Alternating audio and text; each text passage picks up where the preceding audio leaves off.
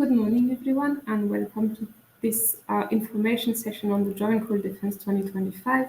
My name is Rebecca Damot. I'm advisor for Defence Technology and Innovation at Luxinnovation, and I will be moderating this session. So, a few words on the speakers that we will have today.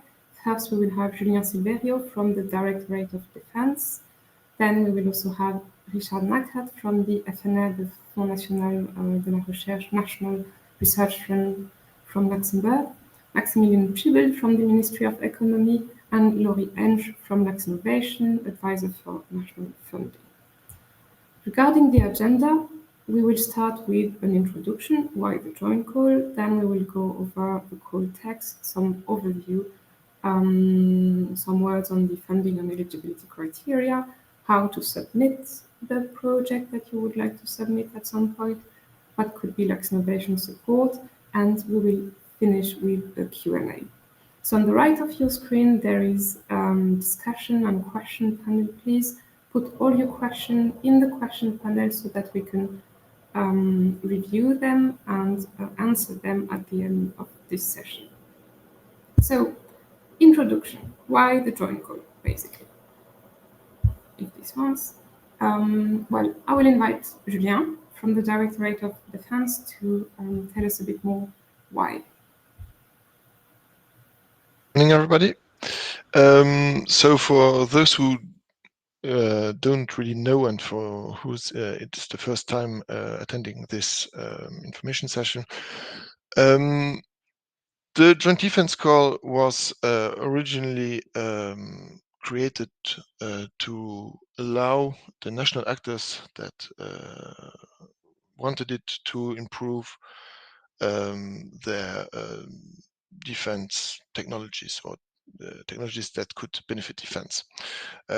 Now, from since the last the recent government came into power, it was also defined in the coalition agreement that the Luxembourg Directorate of Defence and defense as such would need to support more projects that have a positive economic and societal return for Luxembourg. This, of course, is the case with this call, since the call is only funds projects from Luxembourgish and national actors. There's also at the European Union level, there's a request or a request that member states need to spend at least 2% of their defense expenditure in R&D activities. So that is quite a lot, meaning that just doing bilateral projects with Luxembourgish actors was not really doable with the human resources that the Directorate of Defence has. So the idea was to join forces with the national actors from the Ministry of Economy, Luxinnovation, and from the FNR to propose something altogether. Now, there's also an additional challenge to that came this year. That is that the defense budget was greatly increased. So the Prime Minister, in his State of the Nation speech in May, announced that the Luxembourg was going to achieve 2% of its GNI expenditure for defense already this year, which is 5 years earlier than was previously reported. This meant, well, in addition, in June at a NATO summit in The Hague, the allies also agreed on spending 5% of either GDP for the other allies or GNI for Luxembourg in defense by 2035. This split was, which is maybe a little less known, is at least 3.5% for pure defense, and at most 1.5% for security and resilience, which as a consequence that we needed to rethink a bit the joint defense call from the years past and make it a defense-only R&D call. because the Directorate of Defence is in charge of spending at least 3.5% of its GNI, of Luxembourg's GNI on defense. Not right now, but eventually. But right now we are still at 2%. And that's basically it. As I said before, the Joint Defense Call is mainly to, on one side, facilitate the Luxembourg Directorate of Defence to wisely spend its defense budget and its R&D budget on useful projects for the Alliance and also for Luxembourg, and also provide national actors that wish to integrate the defense domain to start, well, at the national level before then adventuring further on to EU programs or NATO programs down the line. So that's basically it. Thank you, Julien. So you heard the name of Ministry of Economy, Directorate of Defence, FNA, National Fund for Research in Luxembourg. A few words on Luxinnovation and why Luxinnovation is running with the different bodies this joint call. So Luxinnovation is since 2020 a partner from the Directorate of Defence with a specific mandate to first create community of security and defense industry in Luxembourg, to also, and this is why we are here today, support national innovative initiatives that can help companies and research centers to gain visibility in the defense field towards the Ministry of Defense. Of our mission is to promote and raise the awareness about what is being done in Luxembourg with regard security and defense. And finally, and this is really the aim of all the actions that we are doing, is to support and make sure that Luxembourg actors integrate the European defense value chain and hopefully also the NATO defense value chain. So why a joint core defense? So you have the political reason explained by the Directorate of Defence by Julien. The objective is also foremost to validate a defense use case for research on companies within this cooperation for this project. So it's directed at national companies and research industries or research centers, with the idea to first get recognition from the Directorate of Defence of the technology and the solution that you could provide. The idea also is to strengthen the national innovation capability and to prepare the national ecosystem for joining the EU defence value chain. So defense use case to create new knowledge, to adapt potentially a technology that exists, but adapted for the defense fields. This joint call is also quite flexible. It demands collaboration between public and private partners, but as you will see afterwards, it's a bottom-up call. So together with the partners, you come up with a solution to target a defense need. It's open topic and it's not top-down as it could have been before. And in terms of research and development, the TRLs are going from 3 to 7, so quite high in terms of already starting a demonstration of the solution. So it's important also that with this first defense use case, this validation by the Directorate of Defence, it gives you some visibility, especially towards the prime defense contractor and other defense ministries of defense around the European Union, as you can demonstrate that you have the support from the National Ministry of Defense, but also that the technology that you are developing is of interest for a National Ministry of Defense. And this is very important if you want then to join other network and programs such as the European Defence Fund or the European Defence Agency, where the trust and the demonstration of the technology, of the viability of the technology in a defense use case is needed. So this is a bit the reasoning behind this defense joint call, specifically defense.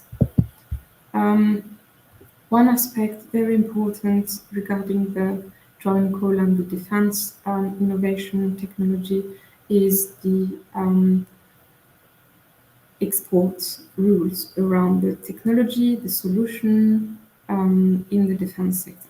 So in Luxembourg, there is one specific bureau for all about export, import, and transit control around it. It's called OSAID, and they are the people behind authorizing the transfer or the cross-border of a technology. If a technology needs to go cross-border, if you need to send a sample to Germany, for instance, for testing in Germany, you would need such a kind of an authorization. So you would need to get in touch with the team at the OSAID.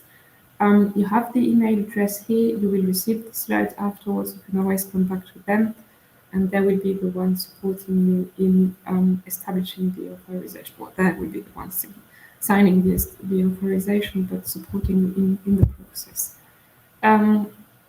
So they are responsible for defense and dual-use related items in EU and outside the EU territories. So these are important, an important bureau to know and to be in touch with for your technology.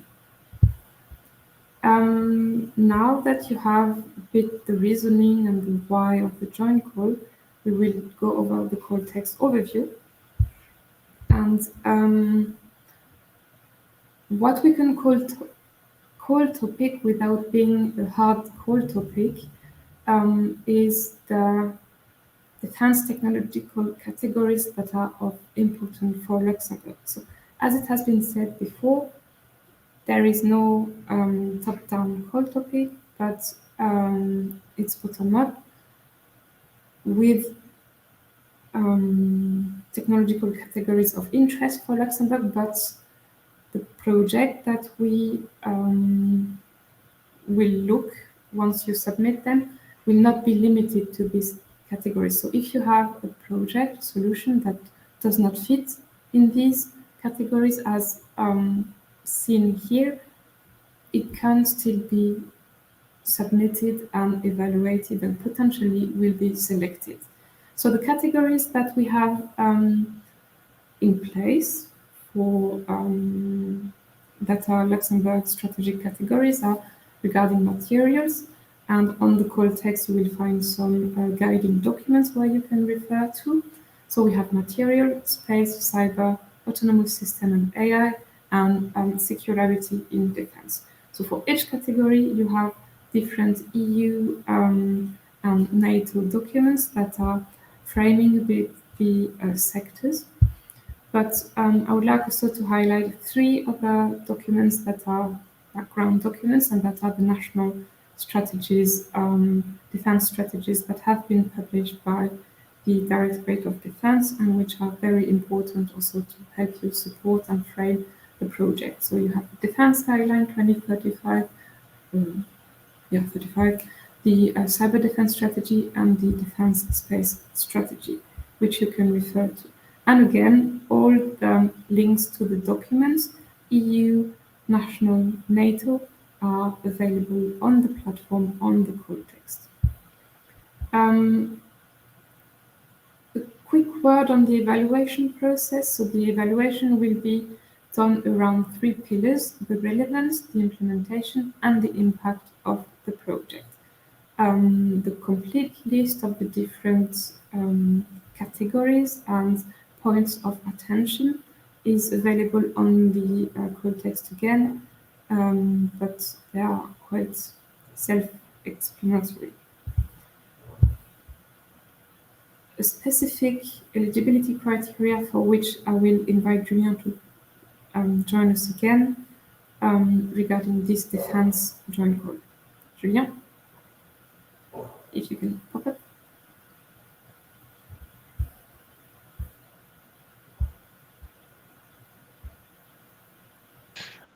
Okay, microphone focus as well. Okay, perfect. Okay, yeah, so specific eligibility criteria. So as mentioned before, this call for this year is a bit different than the ones before, because we allow self-funded partners to be part of the consortium that propose a project. So as the title says, self-funded, meaning they will not be eligible for funding from either the Ministry of Economy side or even the FNR side. But if they have clear defense expertise that could be beneficial to the project and or defense use cases and so on, you are most welcome to have them as part of the consortium. The limitations are that those partners need to be from either NATO member nations, so NATO allies, EU, EEA, and EFTA states, Ukraine as well, and then also the closest NATO Indo-Pacific partners, which are Australia, Japan, Republic of South Korea, and New Zealand, can be part of consortium. There, the rules for it's not an entity from either one of those nations, but they need to be like from the shareholding. Please be careful. You need to be careful on where they come from. Under justified conditions, subcontractors from those nations can also be part of a project. And then, of course, from your entities as such, employees from companies and research organizations need to also be from the same nations.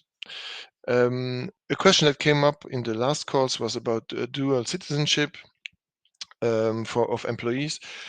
Well, this is something that will be studied on a case-by-case basis, because it's not as easy as simply saying, okay, I am a Russian citizen, but also have the Luxembourg nationality. It's much more complicated than this. So if you have specific people in mind, it will be examined, but on a case-by-case basis. That's, I think, Rebecca again. Yes. Yeah, thank you. So this is the end for this first part, and then we will go on the third part of the webinar on the funding and eligibility criteria, which will be presented by Maximilian from the Ministry of Economy and Richard from the FNR, which will then take over the stage. Thank you very much, Rebecca. Good morning, everyone. So indeed, in the following, I will give you a short overview of the more general eligibility criteria and funding conditions for the companies. So those criteria are based on the national state aid law, which foresees that only private companies that are registered here in Luxembourg can be eligible for direct funding by the Ministry of the Economy. New companies that are currently in the course of being established, they can also participate in the call, but would need to be registered latest before the submission deadline on the 12th of December. As Rebecca already mentioned before, I would also highly advise you to contact the colleagues from the OSAID to check with them if you need to get some licenses for dual use or other defense activities. And furthermore, the company must, in its proposal, also demonstrate its viability and financial soundness to realize this project, and it shall also demonstrate the positive impact that the project outcome will have on the company's future asset and also on its growth of the future. On the other hand, a company is not eligible for funding if it must be considered as an undertaking in difficulty. So that's a really go or no-go criterion for us here at the Ministry of the Economy, which is based on the European State Aid Regulation and says that a company is considered in difficulty if more than half of its subscribed share capital, including share premium, have disappeared due to accumulated losses over time. In this case, that specific company would not be eligible for funding. but there's one exception for startups and SMEs that are younger than 3 years, for which this criterion would not apply. So for the funding conditions, there are as well a few points that I would like to mention for the companies. First of all, again, they are based on the national state aid law, which determines the maximum level of financial support that the ministry can provide to a specific company and its specific project. So in this joint call defense, we can provide a maximum subsidy of €1 million per project at aid rates that can go up to 80% of the eligible project costs. As you can see here in the table on the slide, these aid intensities are based on an effective collaboration between companies and public research organizations, and they depend essentially on two elements. First, the size of the company, but second, also the type of research and development that you are planning to carry out. So for example, if your project focuses specifically on experimental development activities, this means that you will focus on developing new or improved solutions based on already existing knowledge. In this case, the risk of failure is somewhat lower, the TRL level is somewhat higher, and therefore the maximum aid intensity is lower than for the other category, which is the industrial research category. If your project rather falls into that type of industrial research, this means that you are still at a rather low TRL level, mostly trying to acquire new knowledge, but without any direct commercial application. Since these activities are much riskier, the aid intensity that we can grant the companies are also higher. Here it's also important to say that there can, of course, be a mix of both types of research and development within the same project. So for example, you could start a project with some industrial research work packages in order to acquire new knowledge, and then you will apply that new knowledge during the following development work packages that are coming rather towards the end of that specific project. And finally, I guess that can be especially interesting for the SMEs that might be attending today's session. For SMEs, it's also possible to request an upfront payment of up to 30%. This will depend on your specific liquidity needs and also your business plan, and you should outline those two elements within your project proposal. Now, I'm already coming to my last slide about the eligible costs for the companies within this joint call. So, as Rebecca mentioned before, it's about collaborative R&D projects within which we can support different types of costs that must be directly related to the project. Typically, the largest part of your budget should be about your internal staff costs for the employees that are working directly on the project implementation. These costs should be based on the gross monthly salaries of your team members, and you should also include the 20% top-up to cover your company's social security charges. In addition, the eligible costs also include the costs related to the usage of existing or new equipment that you will need to do the project, as well as the materials and other consumables, so more the operational expenses, you could say, that you will also incur to carry out the project. On the other hand, so now I talked especially about the internal costs of the company, but on the other hand, there's also the category of special costs that you can also include into your budget. Here, it's essentially about external costs. So for instance, about subcontracting or consulting services that you will need to engage in order to complement your internal competencies. And last but not least, there's then also the category of general overhead costs, which is actually a lump sum top-up of 20% that will be applied on all your internal costs except for the special costs. So meaning that this top-up will apply on the costs related to your internal staff, equipment, and materials.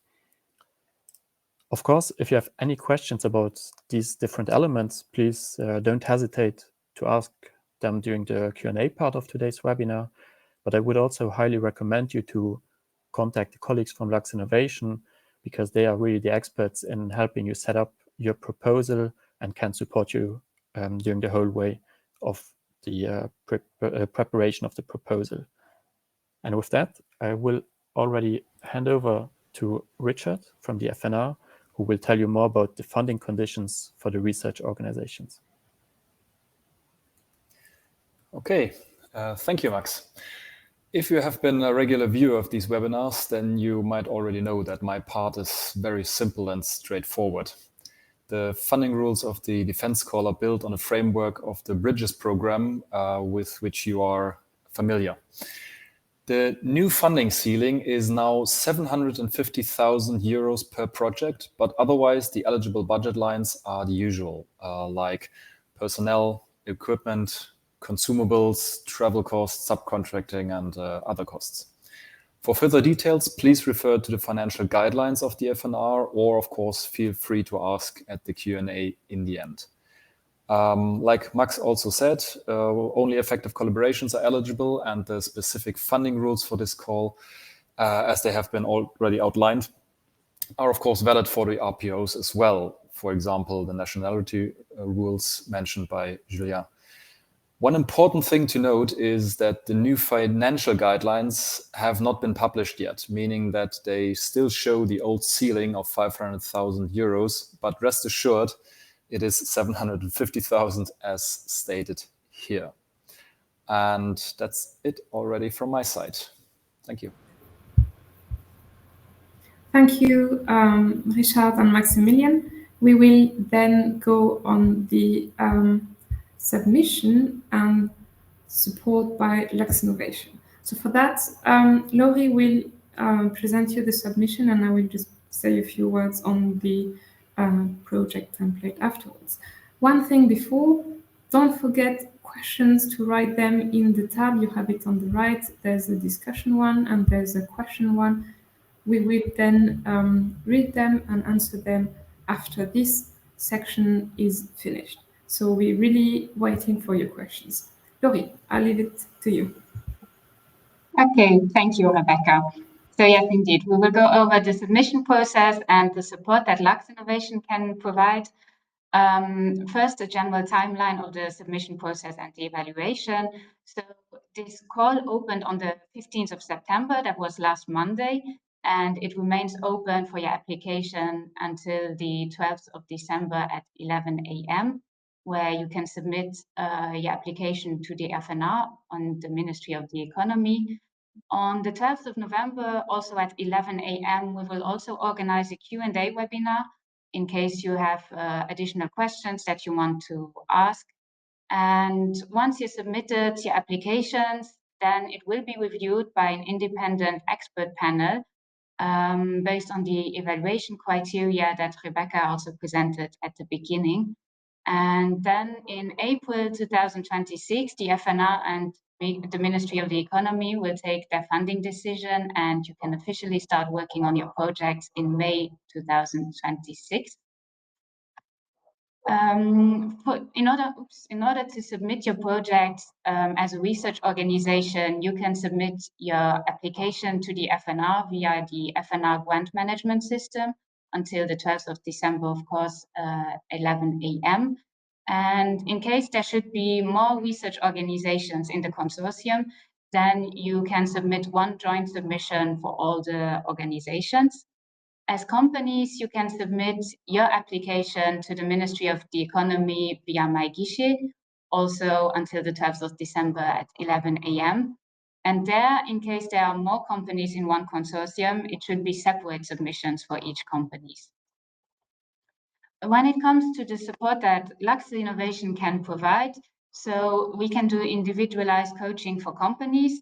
On one hand, we can raise awareness on your financial viability and eligibility criteria. We can review the application annexes and all the documents, check if everything is complete. Also, we can accompany with high-level project measures and support during the final submission process. In total, we have a team of 7 advisors in the national funding team at Luxinnovation, and the main contact person will be my colleague Yuri and myself. We also provide general assistance like organizing these webinars. So we have today, of course, and then the Q&A webinar on the 12th of November, also at 11 a.m. And we also published online a frequently asked questions section on the research industry collaboration platform, which I will show you also now. This is the main platform where you can find all the relevant information regarding this joint call. So I just mentioned the frequently asked question sections, which you can also find. And then you have, as you can see here in red, the joint call defense specific questions. And then up next, Rebecca will also show you the next slide with the general information regarding this specific joint call defense. Yes, thank you, Lori. So on the platform, you will find all about the call text and eligibility regarding the joint call defense. And we have put as the first line the link to download the zip folder where you will find the joint full project proposal and the Gantt chart and other specific documents for companies and research centers that needs to be filled in, completed, for you to be able to submit a complete proposal. I really would like to insist on the project proposal in this zip file. Maybe download it straight after the webinar, have a look at it, because we will have, and I would need the next slide, please, the specific questions regarding the defense project use case. Can I have the next slide? I don't have the hand on this one. No? Yes, here it is. So there you can have a quick overview of the specific defense questions that you would need to think about and reflect about when you develop your project proposal. So how the project, the defense use case support national, European, NATO defense priorities, what are the needs, what operational needs within the defense sector does the project target, how you have validated the defense use case, what are the next steps that you envisage once the project is finished. Another important question, how the project contributes to strengthening the European sovereignty and strategic autonomy. So download the zip folder, have a look at the project proposal template and at these specific questions, and collaborate with your partners to develop the project use case. Now we go to the Q&A. Thank you. So Q&A, you have the chat box on the right where you can ask your questions. We are waiting for them. For now, unfortunately, I don't see any. We can wait 1-2 minutes. Don't be shy. It's really for you that we organize these kind of webinars so that you can ask all your questions, we can answer them, and you can get going on with the preparation of the project. So, questions? No?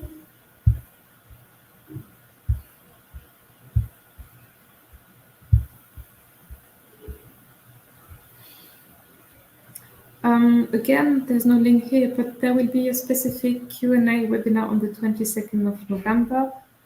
We will present the different questions that we might receive by mails and give the answer to the general public. And there will also, again, be a time for you to ask the questions that you might come up then with during the preparation of the project proposal. So, well, if there is no questions, I will just ask for the next slide so you have the link as well where you can send your questions on the platform, contact@researchindustrycollaboration.lu.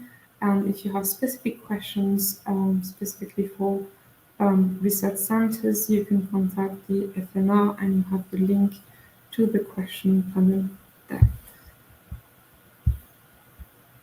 I would would say it was a successful webinar since there's no questions. Everyone is aware.